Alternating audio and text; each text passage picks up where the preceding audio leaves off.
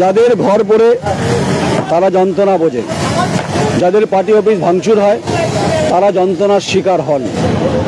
বর্ধমান হাসপাতালের সামনে অনেক অভিযোগ উঠেছিল যে সব যখন ভাঙচুর হচ্ছে এটা কেন, এটা করার পেছনে একটা পরিষেবার ব্যাপার ছিল। এটা বাস্তব সত্য, এটাই তথ্য। তাই আমরা যখন ডিবেট করছিলাম সিপিআইএম, বিজেপি, তৃণমূল কংগ্রেসকে আমরা আমন্ত্রণ করেছিলাম, তারা আসেননি।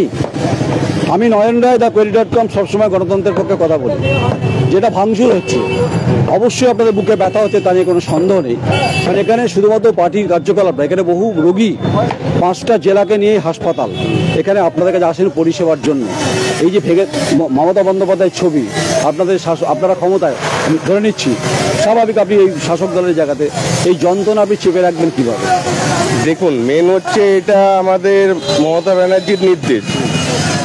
মমতা ব্যানার্জির নির্দেশ মেনে আমরা ফুটপাথ থেকে আমাদের অফিসটা ফুটপাথে ছিল, এখান থেকে মানুষ প্রচণ্ড পরিষেবা পেত, ঠিক আছে।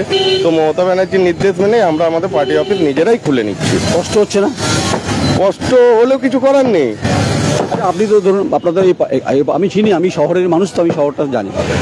আপনার সঙ্গে কথা বলছি, যেমন বহু হকার যেভাবে উচ্ছেদ হয়েছে, যেমন সরকারের আইন মানতে হবে, আমি সরকারের আইন মানতে বাধ্য। 24শে জুন সিদ্ধান্ত নিলেন, মমতা বন্দ্যোপাধ্যায় বললেন মুখ্যমন্ত্রী যে হকার উচ্ছেদ হবে। 27শে জুনে তিনি বলে 1 মাস রিল্যাক্সেশন হবে, 1 মাসের পরে ভাঙচুর কার্যত স্বাভাবিকভাবে সরকার করবে, প্রশাসন করবে, পৌরসভা করবে। অভিযোগ উঠছিল পার্টি অফিসটা ভাঙচুর নেই। আমার প্রশ্ন ভাঙচুরটা নিয়ে না, আমার প্রশ্ন হচ্ছে এখানে পরিষেবা, এখানে মানুষের সেবা, তার সঙ্গে হচ্ছে উন্নয়ন। এবং আপনি বলছেন যে যেহেতু শহরে অবৈধ নির্মাণ বা হকার উচ্ছেদ হচ্ছে, এটা কেন বাদ যাবে? আপনারা এই মেন্টালিটি পরিচয় দিয়েছেন, এটা অবশ্যই সাধুবাদ যোগ্য, তাদের সন্তান।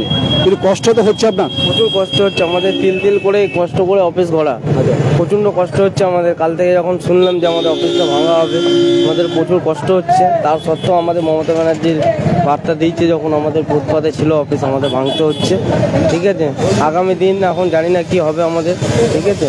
এখানে প্রচুর মানুষ আমাদের পরিষেবা পেতে, আমাদের লকডাউনে মোটামুটি 1.5 মাস আমাদের এই লকডাউনে এখানে আমাদের কাউন্সিলর, স্থানীয় কাউন্সিলর ছিল, কাউন্সিলর থেকে আমাদের যে খাওয়া দাওয়ার ব্যবস্থা করেছিল, তো গোটা লকডাউনটা আমাদের, ঠিক আছে, খুব ভালোভাবে পরিচালনা করেছিলাম আমরা অফিস থেকে, খুব সহযোগিতাও পেয়েছিলাম। কিন্তু আজকে আমাদের খুবই কষ্ট হচ্ছে যে আজকে আমাদের এই এতদিনকার অফিস আমাদের ভাঙতে হচ্ছে, যেহেতু আমাদের ফুটপাতে ছিল অফিসটা। পরবর্তীকালে এখন জানি না কী হবে, মমতা ব্যানার্জি যেরকম নির্দেশ দিবে সেরকমভাবে আমরা চলবো, ঠিক আছে। এই আওয়াজটা আপনার বুকে যেমন লাগছে, এইটা তৈরি করতে আপনার অনেক কষ্ট হয়েছে, কিন্তু বাস্তবটা মেনে নিতে হবে। এদিকে সরে যান না। তো স্বাভাবিকভাবে এটা আপনাকে করতেই হতে পারে, যেহেতু প্রশাসন সরকার বলেছে। তো আর কি ব্যাখ্যাটা কি দেবেন? আর ব্যাখ্যা তো কিছু নেই। দেখুন, আমাদের কাছে কোনো নোটিশ আসেনি এখনো পর্যন্ত, কোনো নোটিশ আসেনি যে পার্টি অফিসটাকে ভাঙতে হবে, বা আমাদের কাছে এখনো পর্যন্ত কোনো নোটিশ আসেনি যে পার্টি অফিস ভাঙতে হবে। যেহেতু এখানে মানে নার্স কোয়ার্টার, হসপিটাল গেট মিলিয়ে অনেক দোকান ছিল, সব দোকানে উচ্ছেদ হয়ে গেছে। তো আমাদের এইটাও পড়ছে ফুটপাতের ওপরে। তো আমরা নিজেদের স্বেচ্ছায় আমাদের পার্টি অফিস আমরা, দেখুন, আপনি যখন আমি ডিবেট করছিলাম, আমরা তখন হয়তো অভিযোগ হচ্ছিল যে আপনি এখানে এলেন না কেন। আপনি যে আমাকে চেনেন, নিশ্চয়ই চিনে থাকেন। আমি সবসময় গণতন্ত্রের পক্ষে যেটা ঘটনা সেটা কিন্তু পরিষ্কার করে তুলে ধরার চেষ্টা করি। তাই আপনার ব্যথা আমি বুঝি, কিন্তু মমতা বন্দ্যোপাধ্যায়ের নির্দেশকে আপনারা কার্যকরী করছেন, মানছেন, এটা অবশ্য গুড সাইন। কিন্তু আমাকে একটা কথা বলুন, যারা হকার উচ্ছেদ হলো, যেভাবে রাস্তাঘাটে মানে বেরোজগার হয়ে গেল, তারা কি খাবে, কি করবে, তাদের জীবন কিভাবে চলবে, এটা তো একটা কঠিন প্রশ্ন।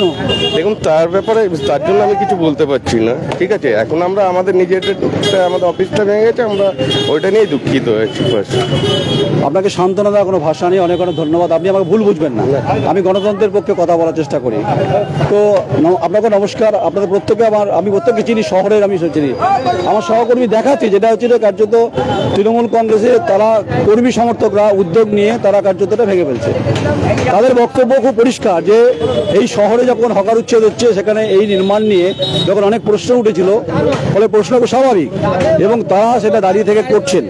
এই শহরের মধ্যে যা আরও পার্টি অফিস যেগুলো আছে, যদি শাসক দলে থাকে, নিশ্চয়ই সেই উদ্যোগ এদেরকে দেখে দৃষ্টান্ত স্থাপন করবেন, অন্তত এটা আমরা আশা করতে পারি। এই হাতুড়ির আওয়াজ তাদের বুকে বাজলেও যে হাতুড়ির আওয়াজে হকার উচ্ছেদ হয়েছে, হকারদের জীবন জীবিকার প্রশ্নে কঠিন একটা জায়গায় অবস্থান করছে, তারা আগামী দিনে কিভাবে চলবে সে সব বড় প্রশ্ন।